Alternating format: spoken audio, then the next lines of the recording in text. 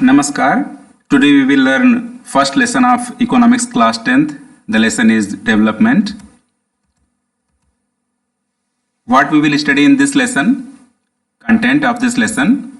First we will study about what is development. Next, goal of development. National development. What is national development? And comparison of development of different countries. What is human development? And measuring of development, and last one, sustainable development. We will study about these points. Let's take first.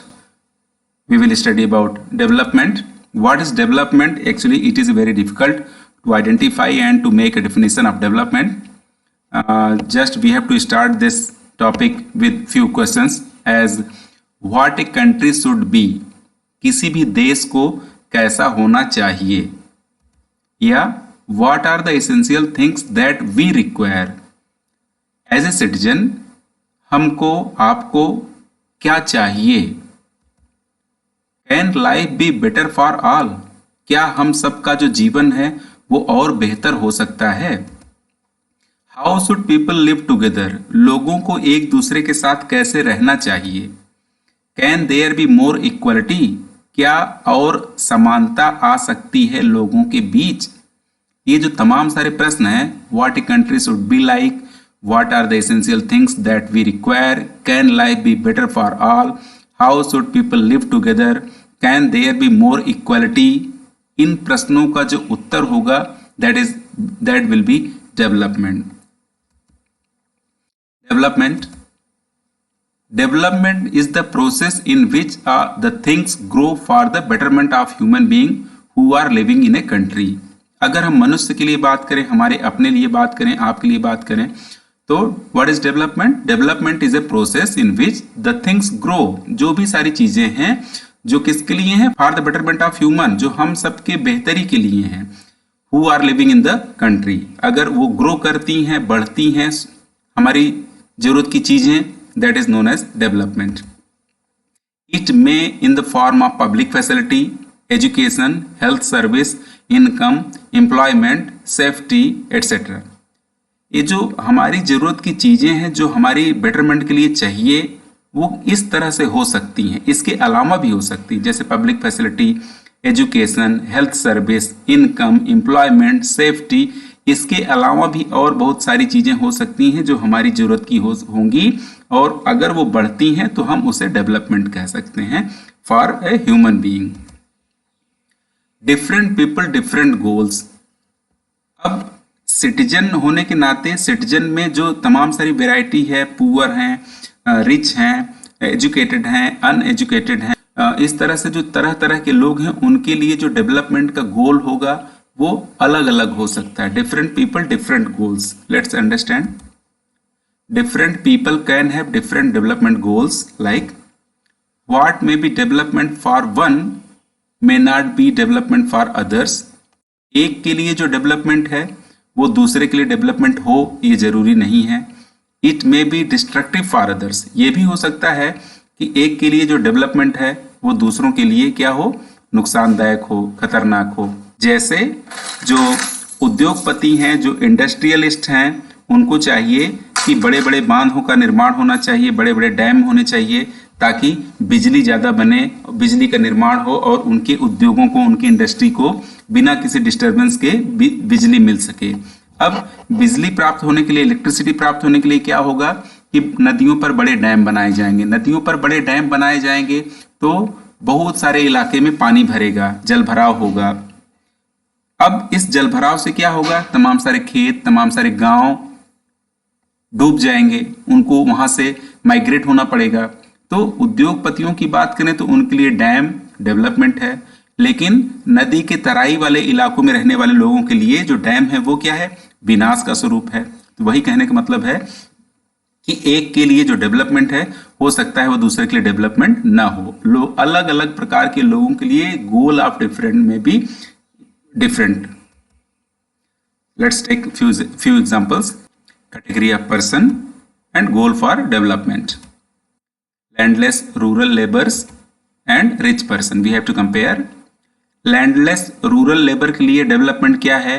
More days for work, ज़्यादा से ज़्यादा काम, अधिक दिनों तक काम, better wages, ज़्यादा payment मिले उनको हर दिन के लिए जो काम करते हैं, इकोनॉमिक एंड सोशल इक्वलिटी, आर्थिक रूप से और सामाजिक रूप से समानता हो, समाज में कोई भेदभाव ना हो, और पैसे के मामले में वो भी रिच हो सकें, अमीर हो सकें, इकोनॉमिकल इक्वलिटी आ सके, ऐसा चाहते हैं कौन? Landless rural labourers. Rich person क्या चाहते हैं? हायर फैमिली इनकम, उनके परिवार को ज़्यादा से ज़्यादा आय हो, better education to their children, उनके बच्चों के लिए बेहतर शिक्षा की सुविधा हो, to settle their children in foreign, उनके बच्चे विदेशों में रह सकें। अब आप ये देख रहे हैं कि इस एग्जाम्पल में लैंडलेस रूरल लेबर और रिच पर्सन के लिए गोल डेवलपमेंट के लिए क्या क्या हो सकता है? दोनों में कोई कंपैरिजन ही नहीं है, तुलना ही नहीं है, इक्वलिटी समानता ही नहीं है, इसलिए कहते हैं कि different people different goal for the development. Next, different people different goals. Do both the person have the same notion of development? हमने अभी लेबर और रिच पर्सन के बारे में कंपैरिजन किया। हम देखते हैं प्रश्न उठता है वहां से कि क्या दोनों लोगों के लिए डेवलपमेंट सेम है? नो, एग्जैक्टली ऐसा नहीं है। Each one of them seeks different things. दोनों ग्रुप के लोग, चाहे वो लेबर हो चाहे वो रिच पर्सन हो, दोनों लोग ग्रुप के लोग अलग अलग चीजें चाहते हैं अपने डेवलपमेंट के लिए। So, two things are quite clear when we study about different people, different goals. First one is different person can have different development goals. मेरे लिए जो डेवलपमेंट के लिए गोल होगा हो सकता है आपके लिए वो ना हो। नेक्स्ट क्या है? What may be development for one may not be development for others. एक के लिए जो डेवलपमेंट है वो जरूरी नहीं है वही दूसरे के लिए भी डेवलपमेंट हो। It may even be destructive for others. हो सकता है कि एक का गोल दूसरे के गोल को नुकसान पहुंचाने वाला हो, ऐसा भी हो सकता है। ये दो चीजें जरूर क्लियर हो जानी चाहिए। Different person different goal, different person can have different development goals, and what may be development for one may not be development for others. Income and other goals. अब डेवलपमेंट के लिए जो हम गोल डिसाइड करते हैं तो पैसा और पैसे के अलावा और कौन सी चीजें ऐसी हैं जो हमारे लिए गोल डिसाइड हो सकती हैं। जैसे बात करें अगर तो मनी आर मटेरियल थिंग्स, पैसा या जो कीमती चीजें हैं, that one can buy with it, तमाम सारी चीजों को खरीद सकती हैं, is one factor of which life depends. पैसे के द्वारा हम अपनी जरूरत की तमाम सारी चीजें खरीद सकते हैं जिसके ऊपर हमारा जीवन निर्भर करता है, लेकिन quality of our life also depends on non material things. ऐसी बहुत सारी चीजें हैं जो हमारे जीवन के लिए जरूरी हैं लेकिन जिसको हम पैसे से नहीं प्राप्त कर सकते, लाइक फ्रीडम, आजादी, security, respect of others, equal treatment. आजादी की बात करें, अगर हम भाग्यशाली हैं कि we are living in a free India, लेकिन अगर हम किसी ऐसे देश में पैदा हुए होते जो गुलाम होता या किसी दूसरे का शासन होता, या हमको उतनी आज़ादी नहीं मिली होती जितनी आज मिली हुई है, अगर हमारे पास बहुत पैसा होता, हम चाहते कि खरीद लें, नहीं खरीद सकते। सिक्योरिटी, सुरक्षा, भारत में अनेक सारे ऐसे इलाके हैं जहां आतंकवाद है, नक्सलवाद है, वहां अगर हम हैं तो कहीं ना कहीं इनसिक्योर फील करते हैं, पैसा होने के बावजूद भी हम वो सिक्योरिटी खरीद नहीं सकते हैं। रिस्पेक्ट ऑफ अदर्स, हो सकता है कि हमको कभी कभी हमारे साथ डिसरिस्पेक्ट हो जाता हो, पैसा होने के बावजूद भी हम उसको नहीं खरीद सकते हैं। इक्वल ट्रीटमेंट, कभी कभी ऐसा लगता है कि हम भेदभाव के शिकार हो जाते हैं, पैसा होने के बावजूद हम चीज़ों को नहीं प्राप्त कर सकते हैं। इसका मतलब ये है कि पैसे के साथ साथ कुछ और चीज़ें ऐसी हैं जो हमारे लिए बहुत ज़रूरी हैं, हमारे डेवलपमेंट के लिए बहुत ज़रूरी हैं। जैसे और कुछ पढ़ते हैं, for development people look at a mix goal. पैसे के साथ साथ कुछ और चीजें भी उनको चाहिए होती हैं। The development goals that people have are not only about better income but also about other important things in life. पैसे के अलावा दूसरी और चीजें भी जरूरी हैं जो हमारे जीवन के लिए चाहिए। जैसे अगर हम जहाँ के हैं, जहाँ हमारा घर है, जहाँ हम रहते हैं, वहां से दूर कहीं सर्विस सेवा में जाने का मौका लगे या हमको पढ़ने जाने का मौका लगे, तो कहीं ना कहीं हम स्वयं और हमारे घर वाले स्वयं इस बात के लिए जरूर चिंतित होते हैं कि बेहतर इनकम, बेहतर पैसा मिलने के साथ साथ वहाँ सुरक्षा कैसी है। तो एक ये एग्जाम्पल है कि डेवलपमेंट के लिए लोगों के गोल मिक्स होते हैं, केवल एक ही चीज उनके लिए डेवलपमेंट नहीं होती। नेशनल डेवलपमेंट की बात करें तो अभी जैसा हमने पढ़ा कि डिफरेंट पीपल डिफरेंट गोल्स, जितने लोग उतने गोल्स। तो if the individual seek different goals, अगर हम एज ए ह्यूमन ये डिसाइड करते हैं कि हमारे लिए अलग अलग चीजें डेवलपमेंट के लिए गोल होंगी, then their notion of nation development is also likely to be different. तो हम देश की अगर बात करें तो किसी कंट्री के लिए जो डेवलपमेंट है उसमें तो और बहुत सारी डाइवर्सिटी होगी जो किसी कंट्री के लिए डेवलपमेंट का काम करेगी। नेशनल डेवलपमेंट एक टेक्स्ट बुक का एग्जाम्पल है, इसको लेते हैं। Discuss the following situation, look at the picture on the right, what should be development goals for such an area? We are looking in the picture that there is a multi-story building and beside the buildings there is a small huts.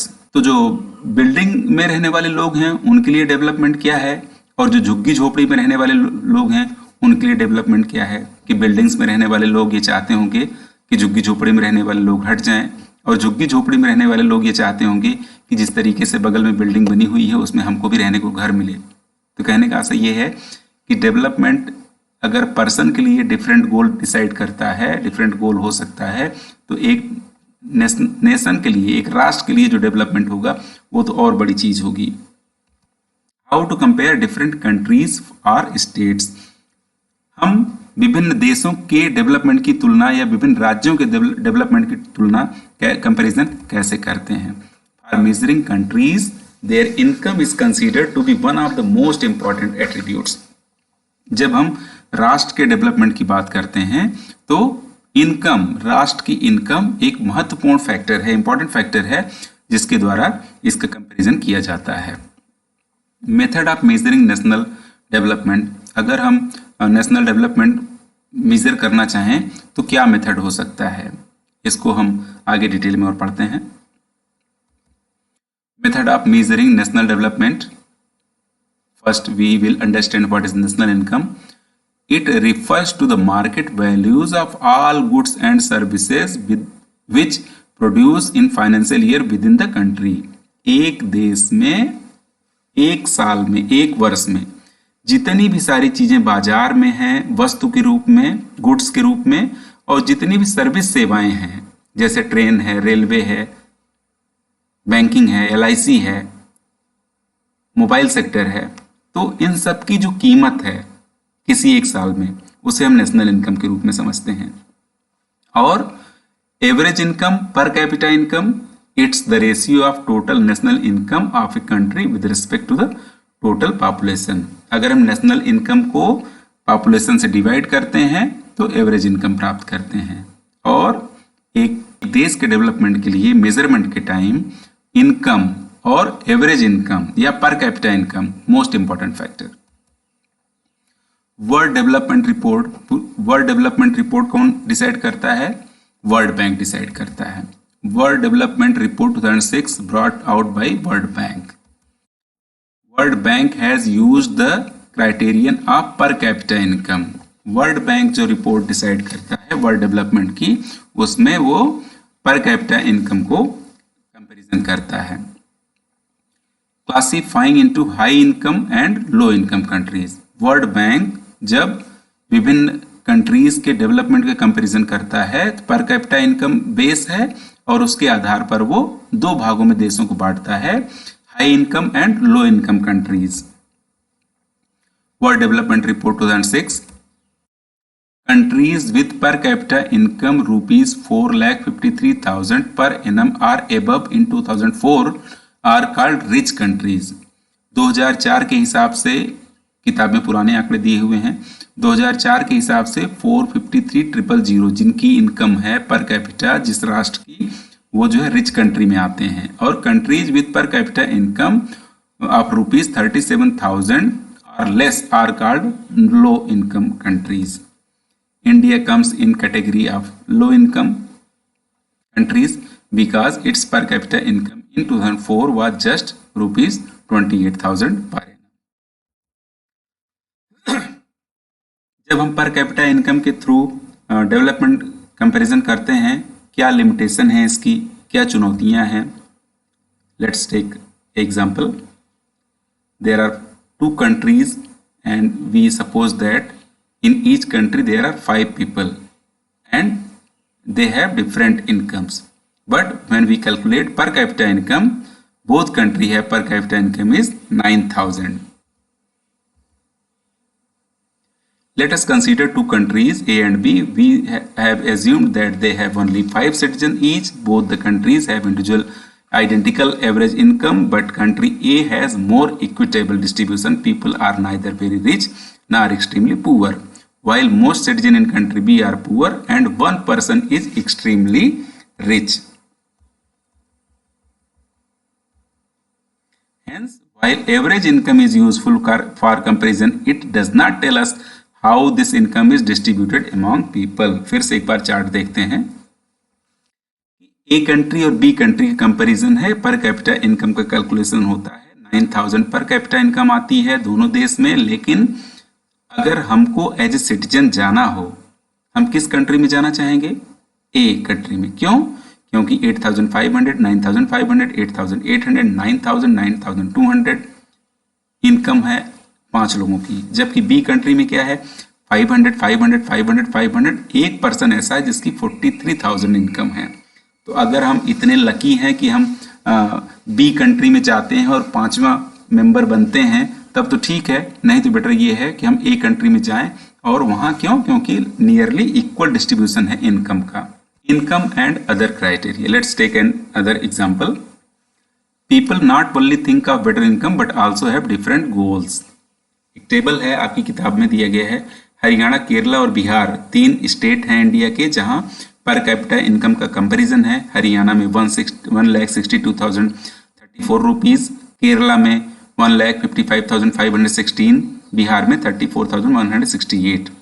अब अगर हमको रहने के लिए जाना हो, हम income के हिसाब से ये डिसाइड करना चाहें कि कौन सा राज्य भारत में ज़्यादा डेवलप्ड है, तो निश्चित रूप से हम ये कहेंगे हरियाणा. लेकिन इसी के साथ साथ कुछ और चीज़ें इनकम एंड अदर क्राइटेरिया में. Let's take 3 states with different category. Infant mortality rate per 1,000 live births 2015-16 का है. हरियाणा में 36 है, केरला में 12 है, बिहार में 42 है. अब ये इन्फेंट मोर्टेलिटी रेट क्या है? नीचे दिया हुआ है कि it indicates the number of children that die before the age of 1 year as a proportion of 1,000 live children born in that particular year. यानी हरियाणा में एक साल में अगर 1,000 बच्चे पैदा होते हैं, 36 बच्चे मर जाते हैं एक साल के अंदर ही. केरला में 12 मर जाते हैं, बिहार में 42 मर जाते हैं. इस हिसाब से बिहार सबसे डिफिकल्ट सिचुएशन में है, उसके बाद हरियाणा है और सबसे बेटर कंडीशन में केरला है. Next one is literacy rate. Haryana में 82, केरला में 94, बिहार में 62. What is literacy rate? It measures the proportion of literate population in the 7 and above age group. इसके हिसाब से हम देखते हैं कि केरला फिर से बेटर कंडीशन में है. And last one is net attendance ratio. What is net attendance ratio? Net attendance ratio is the total number of children of age group 14 and 15 years attending school as a percentage of total number of children in the same age group. 14 से 15, 14 से 15 years वाले बच्चे कितने percent ऐसे हैं जो school में पढ़ाई के लिए जा रहे हैं? हरियाणा में 61%, केरला में 83%, बिहार में 43%. इस हिसाब से भी देखते हैं तो केरला हरियाणा से बेटर कंडीशन में है. But we have studied earlier that Haryana is the developed state in respect of per capita income. लेकिन हम जानते हैं कि पर इनकम के साथ साथ और दूसरे गोल भी हैं जो पब्लिक के लिए, ह्यूमन के लिए डेवलपमेंट में मायने रखते हैं. इसलिए हम केरला के साथ में जाना चाहेंगे. Income and human development index, UNDP, united nation development programme, compares countries based on educational level of the people, their health status and per capita income. अभी हमने पढ़ा है इसके पहले कि वर्ल्ड बैंक है वो जब कंट्रीज का डेवलपमेंट का कंपैरिजन करता है तो पर कैपिटा इनकम लेता है, आधार मानता है, बेस डिसाइड करता है. But as we know that income is not perfect goal for development, so United Nations Development Program has decided to make Human Development Index using different factors like education and health status with per capita income. Let's take an example, but before taking example, we have to understand that we have to understand few more points. Infant mortality rate, we have studied about this. It indicates the number of children that die before the age of 1 year as a proportion of 1000 lives. Literacy rate, it measures the proportion of literacy population in the 7 and above age group. Net attendance ratio, it is the total number of children of age group 6 to 10 attending school as a percentage of total number of children in the same age group. Sex ratio, it is the total number of female per 1000 of males. Life expectancy, health के मामले में हम किसी भी देश की स्वास्थ्य की दशा कैसी है, हेल्थ कंडीशन कैसी है, कैसे मेजर कर सकते हैं? हम इस तरह से कर सकते हैं कि उस देश में रहने वाले लोग कितनी उम्र तक जीते हैं, उसी को हम लाइफ एक्सपेक्टेंसी कहते हैं. The minimum age up to which an adult lives is the life expectancy rate. This also shows the overall quality of life in a country. जैसे हमने कहा कि इसके द्वारा हम ये जान सकते हैं कि पर्टिकुलर किसी एक कंट्री में हेल्थ की कंडीशन कैसी है, हेल्थ के प्रति अवेयर लोग कैसे हैं, हेल्थ के प्रति फैसिलिटीज कैसी हैं. इसके ऊपर डिपेंड करता है कि लोग कितना जिएंगे, उनकी उम्र कितनी होगी. As per 2011 census the life expectancy in India for males is 67 years and for females it is 72 years. Life expectancy of India is 68 years as on 2014. Per capita income is calculated in dollars for all countries so that it can be compared. It is also done in a way so that every dollar would buy the same amount of goods and services in any country. तो ये सब सारी चीजें हैं जिसका use हम करेंगे कहाँ? UNDP united nation development programme के द्वारा जो HDI ह्यूमन डेवलपमेंट इंडेक्स बनाई जाती है उसके कंपैरिजन में. Comparison of India with its neighbours and one development on the basis of income and other criteria. Let's take an example. Which are the countries? Sri Lanka, India, Myanmar, Pakistan, Nepal and Bangladesh. What is the criteria? Gross national income, life expectancy, mean years of schooling of people aged 25 and above, or then we have to decide HDI rank. हम देख सकते हैं कि Sri Lanka 10,789 gross national income per capita, life expectancy 75 and mean year of schooling में 10.9. HDI rank इनकी बनती है 73. भारत की बनती है इन्हीं क्राइटेरिया के आधार पर 131, म्यांमार की 145, पाकिस्तान की 147, नेपाल की 145 और बांग्लादेश की 139. 188 कंट्री के कंपैरिजन है और उस समय नॉर्वे नंबर 1 पे था HDI रैंक में. Measuring development, different terms, few more different terms which are useful for measuring development. These are gross national product GNP, gross domestic product GDP, gross national income. We will study these one by one. First one is gross national product GNP, measure of the total value of the officially recorded goods and services produced by the citizens and corporation of a country in a given year. किसी एक देश के लिए एक वर्ष में जनता के द्वारा, सिटीजन्स के द्वारा और जितनी सारी फैक्ट्रियां, कल कारखाने हैं उनके द्वारा जो भी सारी वस्तुएं या सर्विस सेवाएं हैं उनकी जो वैल्यू है, प्राइस है, उसे हम क्या कहते हैं? GNP कहते हैं. लेकिन कुछ और चीजें इसमें जोड़ेंगे. Includes things produced inside and outside a country territory. किसी देश के अंदर और बाहर, अगर कुछ लोग बाहर गए हुए हैं व्यवसाय करने के लिए, सर्विस करने के लिए विदेश में, उनसे भी जो इनकम हो रही उन सब का टोटल जो है वो GNP कहलाता है. What is GDP? Gross domestic product. बहुत ज्यादा यूज में आता है, सुनने में आता है. measure of the total value of the officially recorded goods and services produced by the citizen and corporation of a country in a given year।